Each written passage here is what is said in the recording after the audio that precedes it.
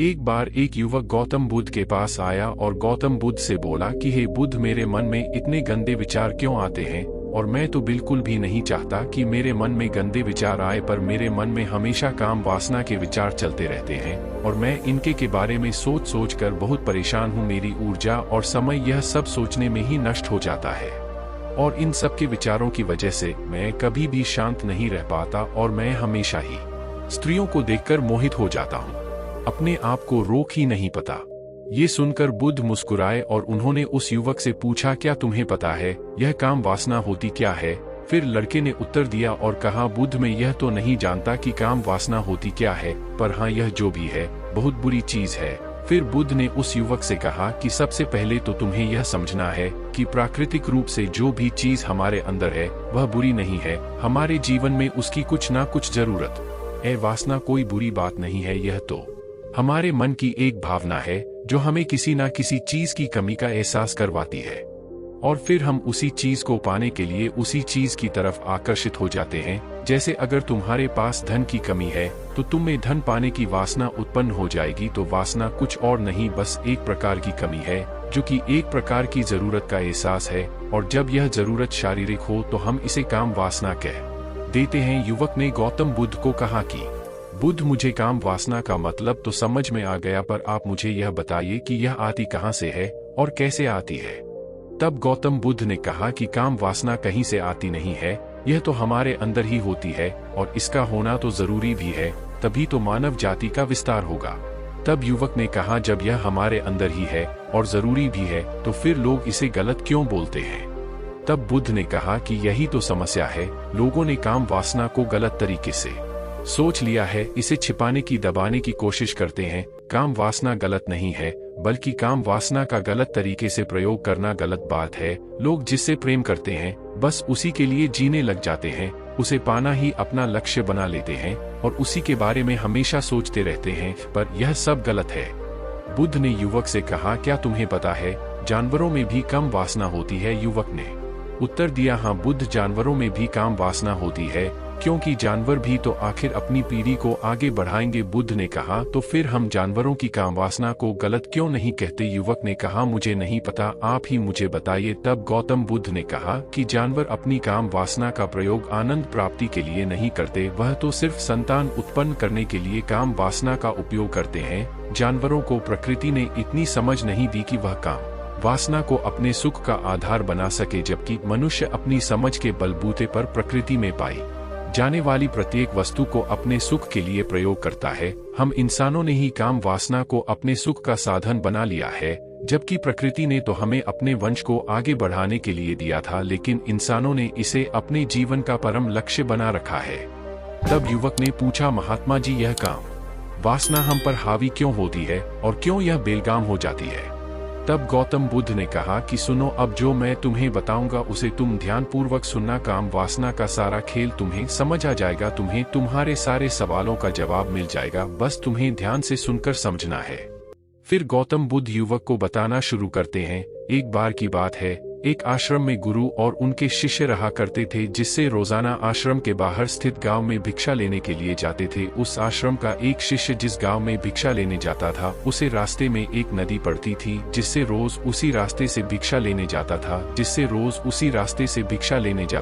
एक दिन उसे ने देखा कि एक लड़का पेड़ के पीछे छिपा है। वह उस लड़के के पास गया और उससे जाकर बोला, भाई, तुम इस पेड़ के पीछे छिपकर क्या देख रहे हो? लड़के ने कहा, अरे तुझे नहीं दिख रहा क्या कि मैं क्या देख रहा हूँ? तब शिष्य ने नदी की तरफ देखा तो वहाँ पर कुछ लड़कियाँ पानी भर रही थी। वो लड़कियाँ 14 से 15 वर्ष की होगी। तब शिष्य ने उसे लड़के से कहा, अरे भाई, वहाँ पर तो लड़कियाँ पानी भर रही हैं, इसमें छिपकर देखने वाली क्या बात है? तब वह लड़का शिष्य की तरफ देखकर उससे कहता है, अरे पागल, तुम्हें दिखाई नहीं दे रहा यह परी कैसे नदी से पानी ला रही है? जरा उनकी अदाओं को तो देखो, उनके कोमल शरीर को देखो, उनकी पतली कमर मटके को उठाते समय बल खाती है और उनके बाल उनकी कमर पर कैसे लहरा रहे हैं, मानो सुंदरता बिखरी पड़ी हो। उसने फिर से नदी के किनारे देखा और इस बार वह नदी के किनारे देखता रहा। अब कुछ भी दिखाई नहीं दे रहा था और वह बिल्कुल निडर था, उसे किसी भी चीज का कोई डर नहीं था।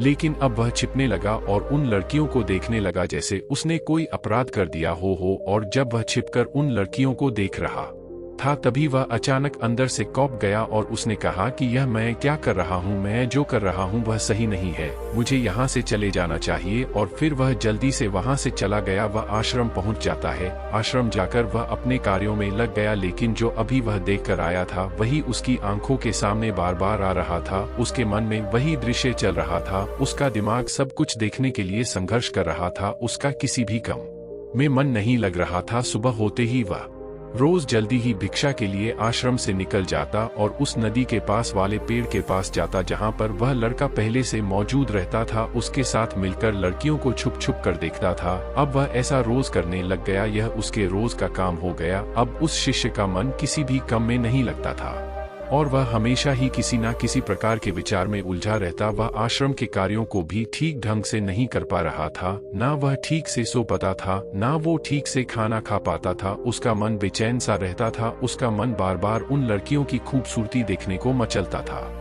जब गुरु भिक्षा दे रहे थे तब भी उनका मन किन्हीं अन्य विचारों में खोया हुआ था। गुरु ने अपने शिष्य की इन हरकतों को भांप लिया था। फिर एक दिन गुरु ने शिष्य को अपने पास बुलाया और कहा कि आज से मैं भी तुम्हारे साथ भिक्षा मांगने चलूंगा। आप और मैं एक साथ भिक्षा मांगने जाएंगे। तभी शिष्य गुरु को माना करते हुए बोला, नहीं गुरुदेव, आप परेशान क्यों हो रहे हो, अकेला ही ठीक से भिक्षा मांग सकता हूँ। गुरु ने शिष्य से कहा कि ठीक है, तुम अकेले ही भिक्षा मांगने जाओ। जिससे वह तुरंत भिक्षा मांगने निकल पड़ा। सभी लोग उसे देखने के लिए उसके पीछे पीछे चलने लगे। थोड़ी दूर जाने पर गुरु ने देखा कि उनका शिष्य एक अपराधी की तरह एक लड़के के साथ पेड़ के पीछे छिपा हुआ है और छिपकर कुछ देख रहा है।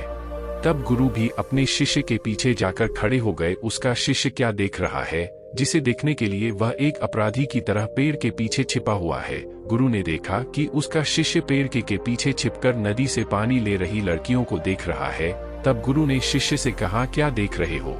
शिष्य की हालत खराब हो गई। वह कुछ भी नहीं बोल रहा था। दूसरा का जो शिष्य के साथ था वहां से भाग गया। उसके मुंह से कुछ टूटे फूटे शब्द ही बाहर निकल रहे थे। वह अपने गुरु से नजर भी नहीं मिला कर रहा था। गुरु ने शिष्य की तरफ देखा और कहा कि मेरा शिष्य तो निर्भय था, उसे तो किसी भी चीज का डर नहीं था, लेकिन यह क्या तुम तो भय के मारे कांप रहे हो। शिष्य ने गुरु से कहा कि मुझे माफ कर दो गुरुदेव, मेरा इसमें कोई दोष नहीं है। उस लड़के ने मुझे बहका दिया था, लेकिन आपसे मैं वादा करता हूँ कि आज के बाद मैं ऐसा कभी दोबारा नहीं करूँगा और मुझे माफ कर दो गुरुदेव। गुरु ने शिष्य से कहा कि कोई बात नहीं, पर इस बात का तुम ध्यान रखना कि हम जैसी संगति करते हैं वैसा ही फल हमें प्राप्त होता है। हम जैसी संगति करते हैं उसके विचार हमारे अंदर प्रवेश करते हैं, इसीलिए अच्छी संगति करो जिससे तुम्हारे अंदर अच्छे विचारों का प्रवेश हो। फिर गुरु और शिष्य आश्रम लौट आए और फिर से शिष्य आश्रम के कार्यों पर ध्यान देने लगा। उसने उस रास्ते को छोड़ दिया और दूसरे रास्ते से जाने लगा। वह अपने काम को ध्यान से करता, लेकिन धीरे धीरे उसके अंदर क्रोध उत्पन्न हो गया और फिर वह दूसरे शिष्यों पर क्रोध करने लगा और बेचैन रहने लग गया। अब वह सही समय पर भोजन भी नहीं करता था। वह भोजन भी बहुत कम खाता था। और फिर एक रात गुरु शिष्य के पास आए और उसे बोले कि अब तक तुमने कितनी बार अपना वादा तोड़ दिया। यह सुनकर शिष्य अपने गुरु के चरणों में गिर गया और रोने लगा। रोते रोते ही उसने गुरु से कहा कि गुरुदेव, मैं कई बार अपना वादा तोड़ चुका हूँ। फिर मैं वादा करता हूँ, लेकिन हर बार जब मैं वादा तोड़ देता हूँ तो मेरा मन मेरे वश में नहीं रहता। मैं बहुत कोशिश करता हूँ कि अपने मन से सारे बुरे विचार निकाल दूं, लेकिन चाहकर भी मैं ऐसा नहीं कर पाता। फिर गुरु ने शिष्य को कहा कि चलो मेरे साथ। गुरु शिष्य को आश्रम के बगीचे में लेकर गए और शिष्य से कहा कि देखो, यहाँ पर कुछ नाली बनी हुई है जिससे नदी का पानी इन पौधों तक आ रहा है और यह पानी निरंतर गति से आगे बढ़ रहा है। क्या तुम इस पानी के बहाव को रोक सकते हो। शिष्य ने कहा कि हाँ गुरुदेव, मैं इस बहाव को रोक सकता हूँ। फिर शिष्य ने मिट्टी उठाकर उस नाली में रख दी तो पानी थोड़ी देर के लिए रुक गया और फिर थोड़ी देर बाद उस मिट्टी के ऊपर से पानी बहने लगा। गुरु ने शिष्य से कहा, अरे ये क्या, ये तो पानी रुका ही नहीं। फिर से शिष्य ने कुछ कंकड़ पत्थर उठाकर उसे नाली में रख दिए और फिर थोड़ी देर के लिए पानी रुक गया, लेकिन फिर थोड़ी देर बाद ही उन कंकड़ पत्थर के ऊपर से पानी निकल आया।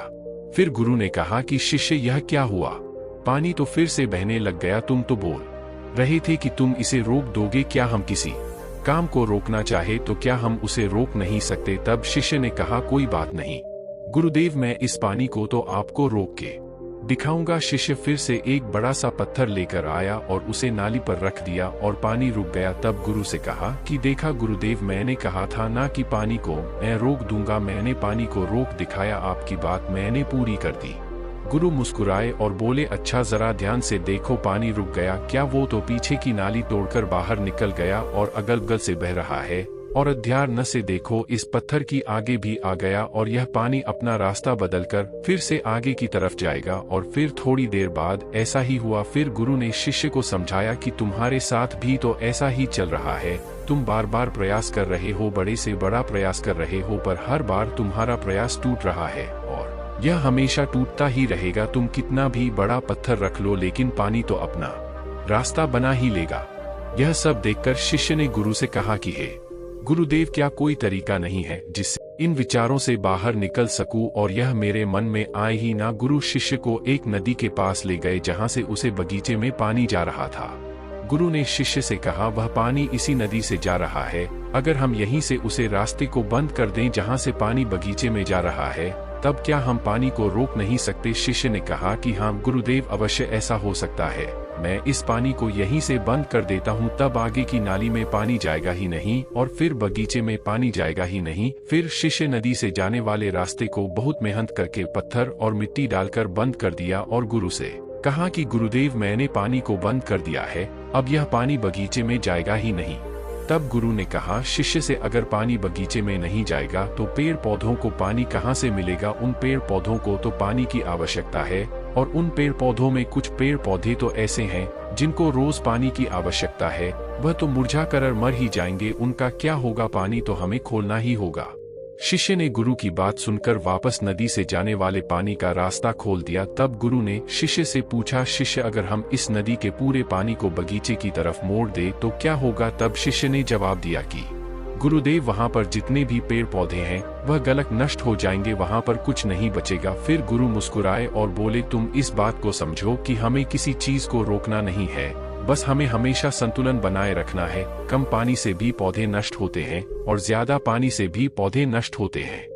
गुरु ने कहा कि जब हम गंदे विचारों को जबरदस्ती रोकने का प्रयास करते हैं तो वह और मजबूती के साथ हमारे अंदर प्रवेश करते हैं, हमारे अंदर उठाते हैं। इसीलिए हमें उन्हें कभी भी दबाने की कोशिश नहीं करनी चाहिए। तब गुरु शिष्य के पास गए और बोले कि बुरे लोगों की संगति के कारण भी हमारे अंदर गंदे विचार आते हैं। कभी कभी ऐसा होता है कि हमारे अंदर कामुकता नहीं होती, लेकिन कुछ अश्लील लोगों के साथ रहने के कारण वह हम पर हावी हो जाती है। तब शिष्य ने कहा कि गुरुदेव, आप सही कह रहे हैं, मैं अपने लक्ष्य से भटक गया था। तब वह शिष्य रात को बहुत शांति से सोया, सुबह पूरे मन से अपना काम किया और फिर सुबह वही भिक्षा लेने चला गया जहां वह लड़का आज भी पेड़ के पीछे छुपकर उन लड़कियों को देख रहा था। वह शिष्य नदी पर गया जहां वह लड़कियां पानी भर रही थी। उसने उन लड़कियों से पानी मांगा। उन लड़कियों में से एक लड़की ने उसे पानी पिलाया और उसे सन्यासी शिष्य के चरण छुए। शिष्य ने उसे आशीर्वाद दिया कि तुम्हारा कल्याण हो। शिष्य का मन सकारात्मक ऊर्जा से भर गया। उसके चेहरे पर मुस्कान आ गई थी, जैसे उससे कोई खोई हुई चीज वापस मिल गई हो।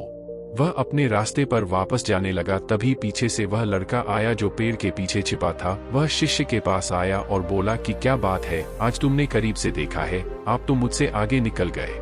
तब शिष्य ने कहा कि हम हमेशा दूसरे के दर्शन करने में ही व्यस्त रहते हैं, अपने दर्शन कर ही नहीं पाते। तुम कब तक इस पेड़ के पीछे छुपते रहोगे? किसी को पसंद कर लो, उससे बोल दो। अगर वह भी तुम्हें पसंद करती है तो शादी कर लो और उससे पहले तुम कुछ बन जाओ, अपने आप को पहचान लो। ऐसे अपना समय बर्बाद मत करो। फिर वह लड़का रोज उससे मिलने लगा और उसे लड़के ने नदी पर जाना छोड़ दिया और फिर वह लड़का अपने जीवन में कुछ बनने के लिए संघर्ष करने लगा। तो तुमने देखा संगति का असर क्या होता है।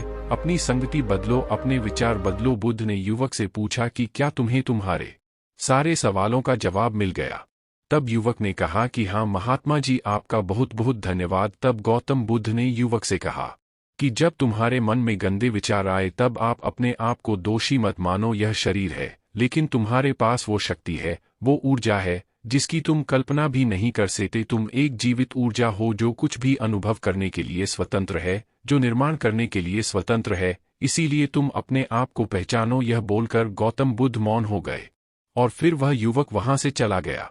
यह कहानी आपको कैसी लगी हमें कमेंट बॉक्स में ज़रूर बताएं और साथ ही हमारे इस YouTube channel you can do it को सब्सक्राइब ज़रूर कर लेना ताकि आपको हमारे पे चैनल पर आने वाली वीडियो को देख पाएं और इस कहानी को अपने दोस्तों के साथ ज़रूर शेयर करें ताकि उन्हें भी इस कहानी से कुछ सीखने को मिल सके। धन्यवाद।